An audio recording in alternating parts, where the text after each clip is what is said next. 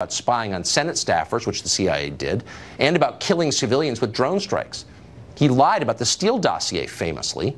In 2010, he prevented the CIA from referring to Islamic militants as jihadists because, and we're quoting now, jihad is a holy struggle and a legitimate tenet of Islam.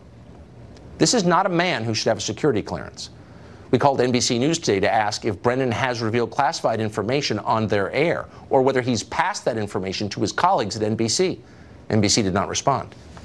But Brennan is not the only reckless partisan with a history of dishonesty who retains a government security clearance. Jim Clapper, the former director of national intelligence, appears to have one too. Same with Michael Hayden, another former CIA director. Hayden recently suggested the president is carrying out a second Holocaust on the Mexican border.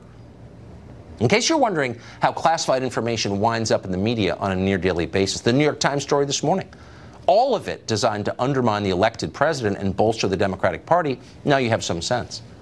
You hate to think the deep state is real, that there's a permanent government that operates independently of voters and of democracy itself. But as long as guys like this have security clearances, honestly, you've got to wonder. Senator Rand Paul represents the Commonwealth of Kentucky. He is worried about this, and we talked to him about it a short time ago. Senator, thanks for joining us. Sure. John Brennan is an irresponsible partisan combatant who works for a cable news channel and has threatened the president on Twitter. Why in the world would he have a top secret federal security clearance? Now, this is alarming. And if John Brennan still has top secret clearance, can he research Donald Trump? Can he research his family? Can he type my name into computer search engines? Can he look at all of my information? It's alarming. If he has top secret clearance, as unhinged as he is now, calling the president treasonous, saying basically that he's for, the death penalty for the president. Yeah, it's alarming. If he has security clearance, it's absolutely alarming. So we've spoken to knowledgeable sources on this question who say he does. We tried to confirm that with the CIA. They refused to comment on it. We asked NBC, his employer. They refused to comment on it. We believe it to be true. What would prevent him from speaking to current employees of the CIA or other intelligence agencies and getting information, secret information from them that could be leaked to the press or used against his political opponents?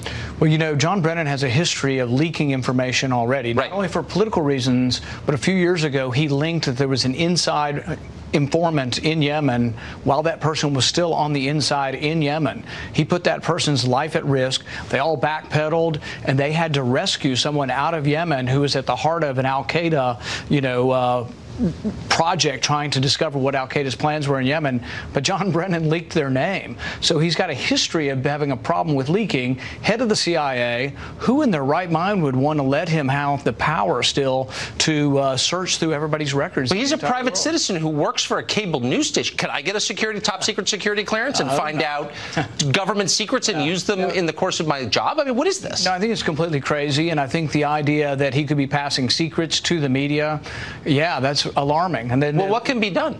Well, what we're going to do is we're going to send a letter not only to the president asking whether he still has clearance, which I think the president might be interested in this issue. I'm sending the letter also to Sessions and also to Dan Coats, who's over all of the intelligence. So we are going to press the case, and we're going to find out, does John Brennan still have clearance, and really should a person who has called the president treasonous have top secret clearance? Or threatened him. But it's not just Brennan. It is potentially, and we believe it is also Clapper, Susan Rice, people who are active participants in current partisan warfare. Right. Shouldn't there be some mechanism to prevent people who are engaged in partisan warfare from having top secret clearances? And this is something I've advocated for years, and that's to have oversight of the intelligence community by having judges grant warrants. So they would have to go to a judge to have permission to look at a database. I don't want them researching Donald Trump's political supporters, their records, their bank records, their phone records. The way to stop it is to have an overall reform. And in fact, I'm going to talk with the president on Monday, and we're going to ask the president, will you institute a new rule at the FBI that says they cannot search these foreign databases for Americans' material without asking a judge for permission? Thank you for doing that. I'm sorry it's taken this long for someone to do something about it. I'm glad you are.